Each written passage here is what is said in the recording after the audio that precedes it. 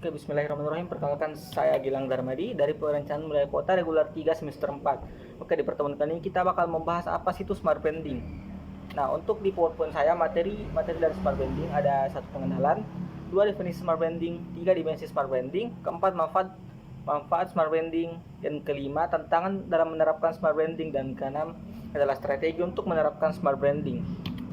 Oke, pertama, apa sih itu smart branding?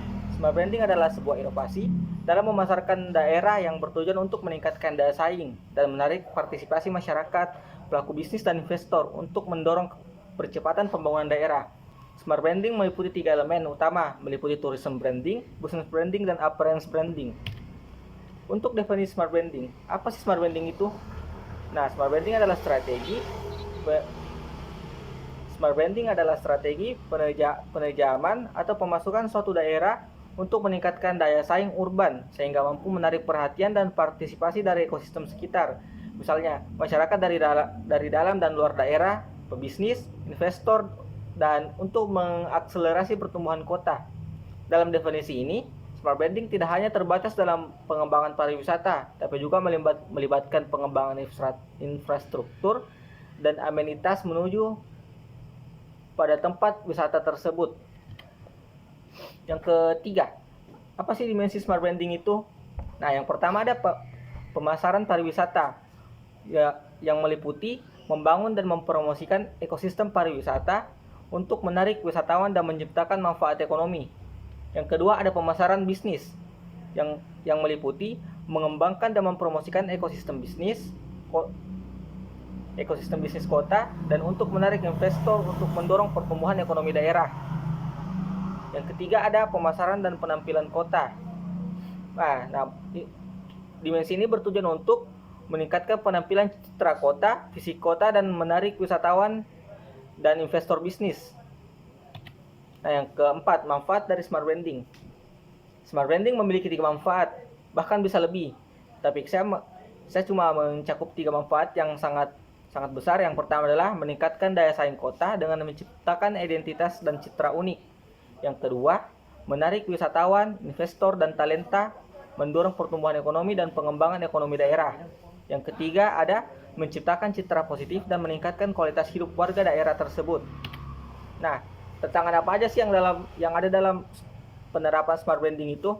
Nah, tantangan pertama ada mengatasi perspektif negatif atau stereotip yang telah ada tentang kota. Yang kedua, menyumbangkan kebutuhan berbagai pihak seperti warga, bisnis, wisatawan, dan investor. Yang ketiga, menjamin konsistensi dalam branding di semua kanal pemasaran dan semua platform. Nah, untuk strategi dalam penerapan smart branding, di sini saya mencakup 4 strategi yang lumayan krusial. Yang pertama, strategi 1, melakukan penelitian pasar untuk mencapai target audiens dan preferensinya. Yang kedua, mengembangkan identitas dan citra unik yang menarik. Yang ketiga, menggunakan berbagai kanal pemasaran seperti media sosial, iklan, acara untuk mempromosikan branding dari desa tersebut. Yang keempat, berinteraksi dengan pihak-pihak terkait melalui outrage publik dan partisipasi masyarakat. Nah, untuk pembahasan kesimpulan, smart branding adalah alat yang kuat untuk meningkatkan daya saing kota dan mendorong pertumbuhan ekonomi.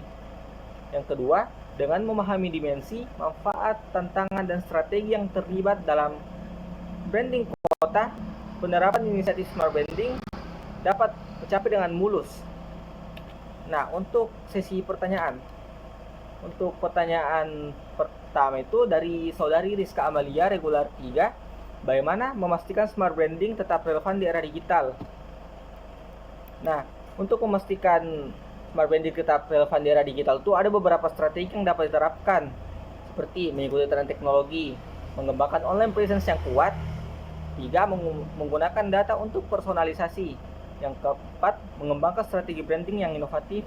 Yang kelima, mengumpulkan dan menanggapi feedback pelanggan. Yang keenam, mengembangkan kemitraan dengan pihak lain. Dan yang ketujuh, mengembangkan online presence yang berbasis data. Nah, untuk pertanyaan kedua dari saudara Rizwan, smart branding di era sekarang ini dipengaruhi oleh beberapa faktor, termasuk yang pertama, perubahan perilaku konsumen. Yang kedua keterlibatan pelanggan, yang ketiga konsistensi branding, yang keempat inovasi teknologi. Faktor di ataslah yang melatar belakangi smart branding tersebut. Nah, untuk pertanyaan ketiga dari saudari Akifa dari regular 1, bagaimana strategi smart branding dapat mempengaruhi loyalitas pelanggan?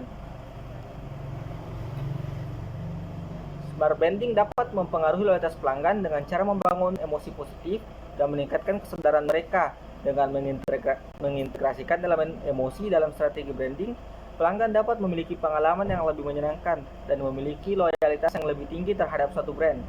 Selain itu, smart branding juga membantu meningkatkan kesadaran mereka melalui penggunaan citra merek yang kuat dan konsisten, serta penggunaan media sosial yang efektif untuk meningkatkan visibilitas merek. Dengan demikian, pelanggan lebih mungkin untuk menjadi loyal terhadap suatu brand yang telah memberikan pengalaman yang positif dan meningkatkan kesadaran mereka sendiri. Nah, untuk pertanyaan keempat, dari saudari Andi Firgatun Najia, itu apa saja tantangan dalam menerapkan smart branding? Nah, untuk tantangan dalam menerapkan smart branding ada 3 tantangan sebenarnya. Yang pertama, mengatasi perspektif negatif atau stereotip yang telah ada tentang kota. Yang kedua, menyeimbangkan kebutuhan berbagai pihak seperti warga, bisnismen, dan wisatawan. Yang ketiga, menjamin konsistensi dalam branding di semua kanal pemasaran dan platform. Untuk pertanyaan kelima ini sebagai pertanyaan pelengkap dikarenakan dari audiens yang tidak memberikan pertanyaan lagi, yaitu bagaimana smart branding dapat membantu meningkatkan daya saing kota dan mengatasi tantangan yang hadapi dalam pengembangan daerah. Adapun caranya, smart branding dapat membantu meningkatkan daya saing kota dengan cara menciptakan citra yang kuat dan sinkron dalam menggunakan dan mengoptimalkan potensi dan peluang pengembangan wilayah. Dengan demikian, kota bahkan desa dapat menarik perhatian ekosistem sekitar, baik warga, masyarakat umum, pelaku bisnis, untuk ikut mendorong percepatan pembangunan daerah. Sekian dari saya.